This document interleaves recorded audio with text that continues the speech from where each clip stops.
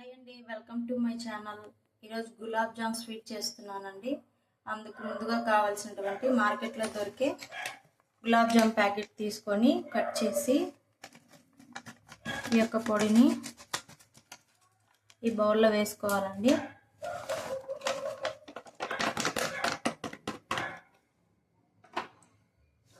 ఇందులో కొంచెం పాలు పోసుకొని సాఫ్ట్గా ఈ పొడినంతా మిక్స్ చేసుకోవాలండి.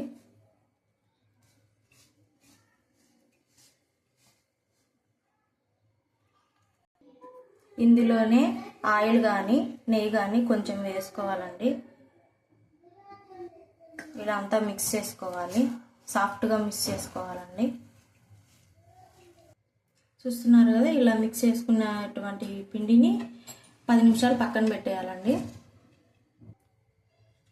ఈ పిండి సాఫ్ట్గా అయ్యేలోపు ఈ 10 మినిట్స్లో పాకం ప్రిపేర్ చేసుకుందామండి.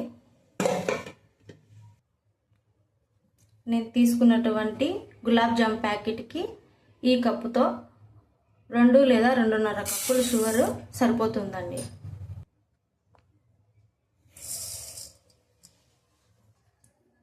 నేను తీసుకున్నటువంటి 2.5 కప్పు పంచదారకి 3 కప్స్, అదే కప్పుతో 3 కప్స్ వాటర్ వేయాలండి.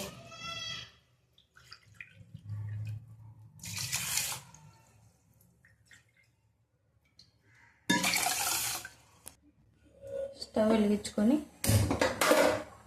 చక్కెర మరిగేంత వరకు ఒక 10 మినిట్స్ బాయిల్ చేసుకోవాలండి. పాకం రావాల్సిన పని లేదు, చక్కెర కరగాలి. 10 మినిట్స్ బాయిల్ కావాలి.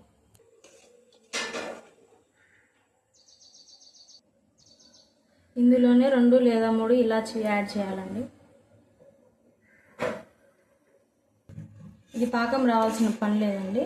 సో ఇందులో కొంచెము లెమన్ వేసుకోవాలి. లెమన్ ఎందుకు వేసుకోవాలంటే తిరిగి మళ్ళీ చక్కెర గడ్డ కట్టకుండా ఉండేదానికి ఇలా లెమన్ జ్యూస్ కొంచెం యాడ్ చేసుకోవాలండి. పాకం రెడీ.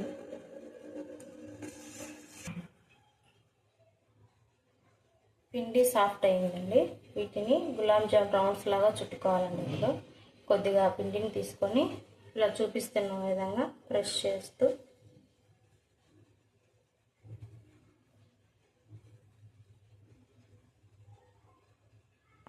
బాల్స్ చేసుకోవాలండి. ఈ విధంగా ఇలా చూపిస్తున్న విధంగా ఈ పిండినంతా ఇదే విధంగా అన్ని బాల్స్ అన్ని చేసుకోవాలండి. పిండినంతా ఇలా రౌండ్గా బాల్స్లో చేసేసుకున్నానండి.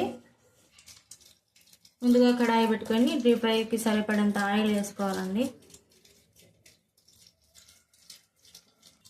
ఆయిల్ హీట్ ఎక్కిందండి. మనం ముందుగా ప్రిపేర్ చేసుకున్నటువంటి బౌల్స్లోని అందులో ఒక్కొక్కటిగా దీంట్లో వేస్తున్నానండి.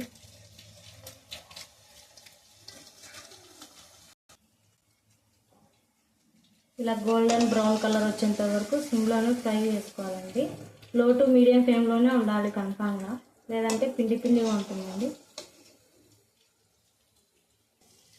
ఇలా మిగతావన్నీ వేయించుకోవాలండి.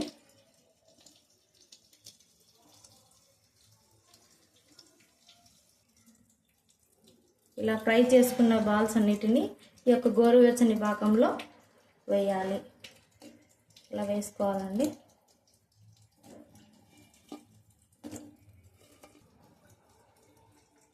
వేడి గులాబ్ జామ్స్ రెడీ అయిపోయానండి. ఒక 30 మినిట్స్ తర్వాత సర్వ్ చేసుకొని తినేయడమేనండి. ఏమండి, గులాబ్ జామ్ టేస్ట్ ఎలా ఉన్నాయో కొంచెం చెప్తారా? సూపర్.